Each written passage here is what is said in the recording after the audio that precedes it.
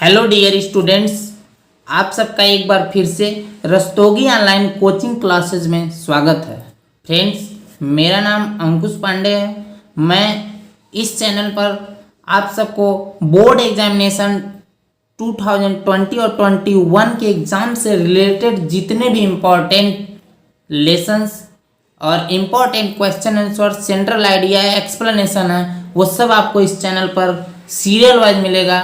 तो आप लोग एक एक करके सभी वीडियो को देखते रहें और नोट्स बना करके अपने एग्जाम की पूरी तरह से तैयारी करते रहें। इस वीडियो में हम लोग देखेंगे कि नरेशन किसे कहते हैं, नरेशन के कितने प्रकार होते हैं, नरेशन के एक एक पार्ट के भी डिफिनेशन को कवर किया जाएगा और नरेशन बेसिक से लेकर के एडवांस तक, बोर्ड के एग्जामिनेशन से लेकर के ऑल कॉम्पिटिटिव एग्जाम के लिए भी जितने भी ज़रूरत होती है उस सबको भी हम लोग इस वीडियो में कवर करेंगे। ये वीडियो पार्ट वाइज रहेगा और हर एक पार्ट में बेसिक से लेकर के एडवांस लेवल तक का नरेशन हम लोग बनाने के लिए सीखेंगे, डिफिनेशन के साथ सीखेंगे और एक एक पॉइंट क्लियर करते हुए चला जाएगा। तो आइए समय न गवाते हुए हम लोग आज का वीडियो शुरू करते हैं। सबसे पहले अगर बात किया जाए कि नरेशन किसे कहते हैं, तो यहाँ पर आपको डिफिनेशन देखने को मिल जाएगी कि नरेशन का जो शाब्दिक अर्थ होता है ना, वो कथन होता है, कथन, स्टेटमेंट। नरेशन का जो शाब्दिक अर्थ होता है वो स्टेटमेंट होता है, अर्थात कथन। और इस शब्द का निर्माण की अगर बात की जाए तो इस शब्द का निर्माण नैरेट नामक शब्द से हुआ है। नैरेट नामक शब्द से इसका निर्माण हुआ है। और जो नैरेट का अर्थ अगर बात किया जाए तो नैरेट का शाब्दिक अर्थ होता है टू से। टू से मीन्स होता है कहना, अर्थात नरेशन का जो शाब्दिक अर्थ हो गया टू से मीन्स कहना, अर्थात किसी भी बात को अगर हम कहते हैं अपने मुंह से, जो कुछ भी बात कहते हैं उसी को नरेशन कहा जाता है। और नरेशन को अन्य नामों से अगर जानने की बात किया जाए तो नरेशन को अन्य नामों से भी जाना जाता है, जैसे एसरेशन, स्टेटमेंट या डिक्लेरेशन आदि नामों से भी कहीं किसी बुक में जाना जाता है। तो यहाँ तक क्लियर हो चुका कि नरेशन नैरेट शब्द से मिलकर के बना है, जिसका अर्थ होता है कहना। अब आगे आइए इसकी डिफिनेशन को देख लेते हैं। तो डिफिनेशन है कि किसी भी वक्ता मीन्स स्पीकर, अर्थात जो मुंह से बोल रहा है, किसी भी स्पीकर के द्वारा कही गई बात को ही नरेशन कहते हैं। किसी भी स्पीकर के द्वारा कही गई बात या स्टेटमेंट को नरेशन कहते हैं। और जब कोई भी बात स्पीकर कहेगा ना तो उसको हम दो तरह से डिफाइन कर लेंगे, दो तरह से उस स्पीकर को के द्वारा कही गई बात को हम लोग व्यक्त कर सकते हैं। किसी भी स्पीकर के द्वारा कही गई बात को हम दो तरह से व्यक्त करते हैं, तो इसीलिए नरेशन के दो पार्ट हो जाते हैं, एक डायरेक्ट नरेशन, दूसरा इनडायरेक्ट नरेशन। डायरेक्ट नरेशन और इनडायरेक्ट नरेशन। डायरेक्ट नरेशन की अगर कोई हिंदी पूछे तो उसका होता है प्रत्यक्ष कथन, और इनडायरेक्ट नरेशन की अगर कोई हिंदी पूछना चाहता है तो अप्रत्यक्ष कथन उसकी हिंदी होती है। यहां तक अगर क्लियर हो चुका होगा तो हम लोग एक एक का डिफिनेशन भी देख लेते हैं कि डायरेक्ट नरेशन किसे कहते हैं और इनडायरेक्ट नरेशन किसे कहते हैं। तो यहाँ नीचे आपको डिफिनेशन भी मिल जाती है कि डायरेक्ट नरेशन अर्थात किसी भी वक्ता मीन्स स्पीकर, अर्थात किसी भी स्पीकर के द्वारा कही गई बात मीन्स स्टेटमेंट, अर्थात किसी भी स्पीकर के द्वारा कही गई जो स्टेटमेंट होता है और उसके द्वारा कहे गए स्टेटमेंट को उसी के शब्दों में डायरेक्ट व्यक्त कर दिया जाए ना, तो डायरेक्ट स्पीच या डायरेक्ट नरेशन कहलाता है। अर्थात कोई भी व्यक्ति जो भी बात बोल दिया है वो जैसे जैसे उस बात को बोला और उसी बात को उसी के शब्दों में रिपीट कर दिया जाए, उसी के शब्दों में अगर हम कह देते हैं तो वो डायरेक्ट नरेशन होता है। यानी डायरेक्ट किसी के भी स्पीकर को कही गई बात को कह देना डायरेक्ट नरेशन कहलाता है। और डायरेक्ट नरेशन में हम लोग सिंगल और डबल इन्वर्टेड कामा का यूज भी करते हैं। डायरेक्ट नरेशन में देखिए यहाँ सिंगल कामा और ये डबल इन्वर्टेड कामा का यूज हुआ है, अर्थात जिस स्पीकर के द्वारा कहा गया स्टेटमेंट होता है ना उसको इन्वर्टेड कामा के अंदर लिखा जाता है। तो डायरेक्ट नरेशन में स्पीकर के द्वारा कहा गया स्टेटमेंट को उसी के शब्दों में एक्सप्रेस कर देना ही डायरेक्ट नरेशन कहलाता है। आइए इनडायरेक्ट नरेशन की भी डिफिनेशन देख लेते हैं। तो इनडायरेक्ट नरेशन यानी कि किसी भी वक्ता में स्पीकर, किसी भी स्पीकर के द्वारा कही गई बात को उसी के शब्दों में न कहकर बल्कि अपने शब्दों में कह देना, अर्थात किसी भी स्पीकर के द्वारा कही गई बात को अगर हम उसके शब्दों में न करना चाह रहे हैं बल्कि अपना थोड़ा सा मिर्च मसाला इधर लगा करके बोल दें, अपने शब्दों में बोल दें ना, तो वही इनडायरेक्ट नरेशन कहलाता है।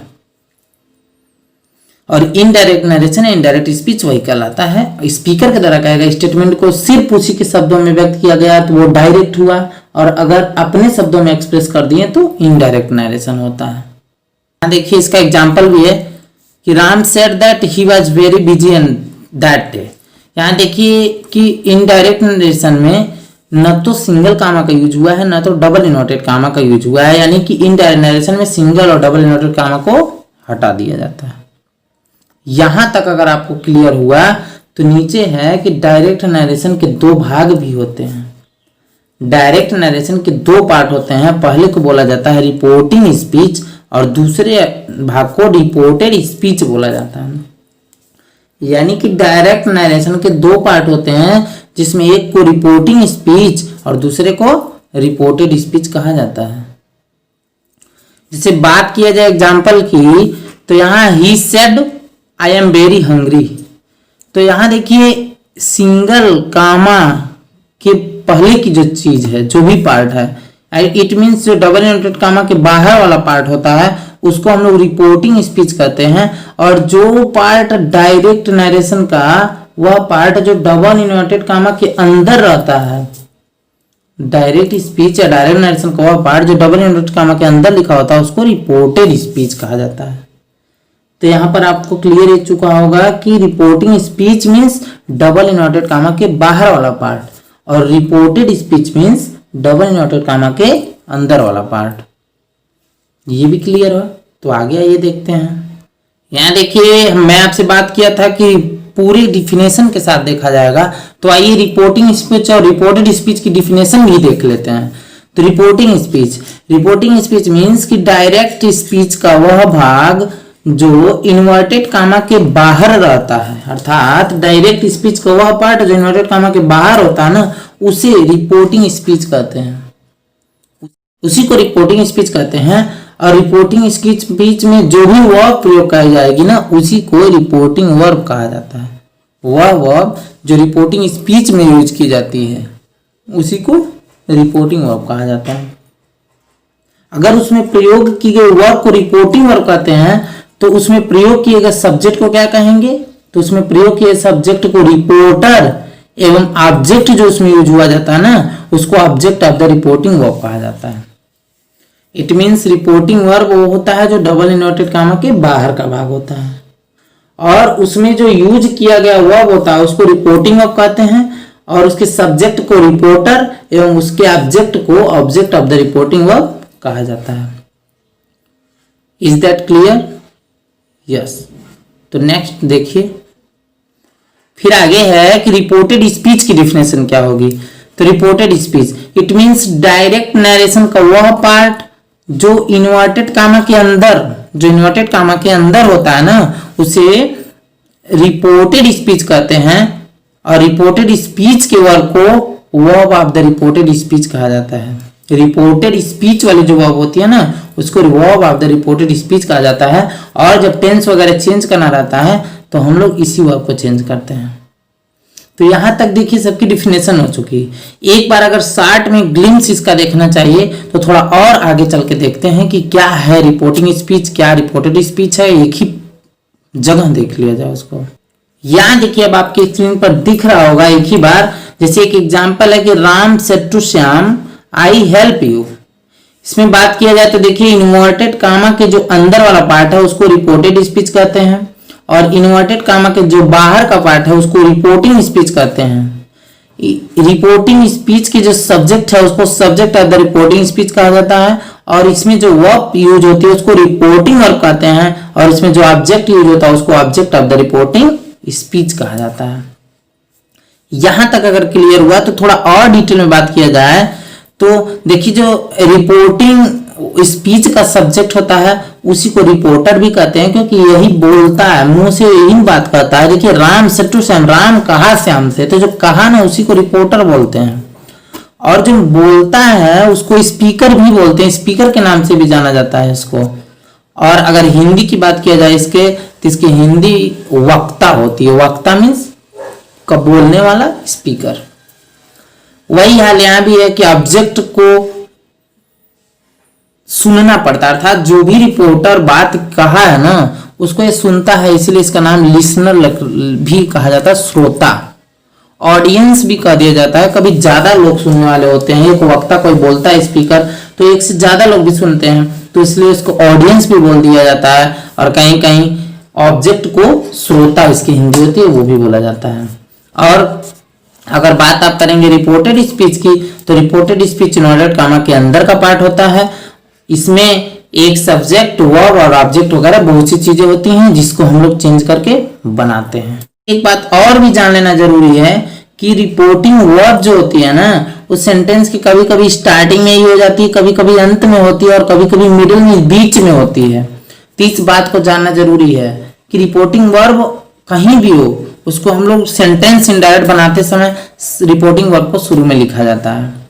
अब रिपोर्टिंग वर्ब को पहचानना तो पहले ही बता चुके हैं कि जो भी इन्वर्टेड कामा के अंदर वाला पार्ट है वो तो रिपोर्टेड स्पीच है, लेकिन रिपोर्टिंग वर्ब या रिपोर्टेड स्पीच जो होती है वो डबल इन्वर्टेड कामा के बाहर ही रहती है। जैसे यहाँ एग्जाम्पल के माध्यम से आपको क्लियर हो जाएगा। जैसे she said I post a letter. अब इसमें देखिए ये डबल इन्वर्टेड कामा के अंदर का पार्ट है इसलिए रिपोर्टेड स्पीच है, लेकिन रिपोर्टिंग स्पीच या रिपोर्टिंग वर्ब ये जो कि शुरू में है।